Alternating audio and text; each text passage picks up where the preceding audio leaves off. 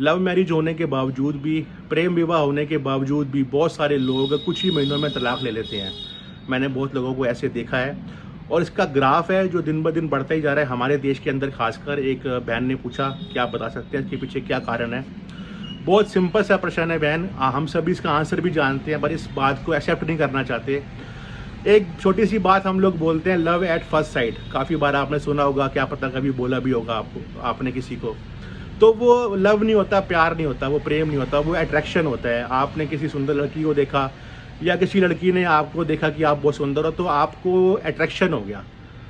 तो अट्रैक्शन होने के बाद फिर मेल मिलाप शुरू हो जाता है, बातचीत शुरू हो जाती है। आप लोग बहुत कम समय के लिए एक दूसरे के साथ रहते हैं। तो जो पॉजिटिव बातें एक दूसरे की दिखती हैं, शादी के बाद जब साथ रहना शुरू करते हैं तो नेगेटिविटी, जो नेगेटिव बातें हैं वो भी निकल के आती हैं, क्योंकि आप उसके साथ में 24 घंटे बिता रहे हो।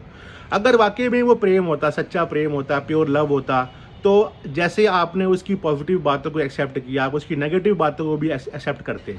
तो ये प्रेम नहीं है, ये अट्रैक्शन है। जब अट्रैक्शन ख़त्म हो जाता है तो जिसको हम प्यार करते हैं, पसंद करते थे बहुत ज़्यादा, वो आंखों में चुभना शुरू हो जाता है।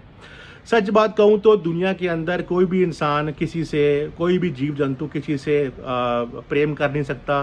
सिर्फ एक भक्त है, एक भगवान का भक्त है, वही परमात्मा से सच्चा प्रेम कर सकता है। और कोई भी सच्चा प्रेम नहीं कर सकता इस दुनिया के अंदर, चाहे वो हीर रांझा हो, चाहे वो लैला मजनू की स्टोरी हो, चाहे वो सोनी महिवाल की स्टोरी हो। तो ये सब कहानियाँ हैं। कुछ प्यार नहीं होता, सिर्फ अट्रैक्शन होता है एक टाइम तक।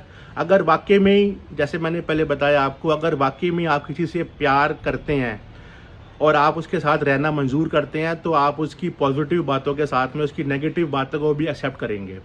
अगर आप एक्सेप्ट नहीं कर रहे, इसका मतलब ये अट्रैक्शन है जो कुछ टाइम के लिए होता है, बॉडी टू बॉडी होता है। इसीलिए यही कारण है कि जब आप साथ रहना शुरू करते हैं तो आप, जब वो नेगेटिव बातें निकल के आती हैं, बुराइयां निकल के आती हैं आपके पार्टनर की, वो आपको अच्छी नहीं लगती। और हम एक सपनों का महल भी खड़ा कर लेते हैं अपने दिमाग के अंदर। वो जब टूटना शुरू होता है तो जो हमको हमारी आंखों का तारा लगता था, वो हमको फूटी आँख नहीं सुहाता। छोटी सी बात है ये, बस इसको मानना है, हमने समझना है। सत श्री अकाल।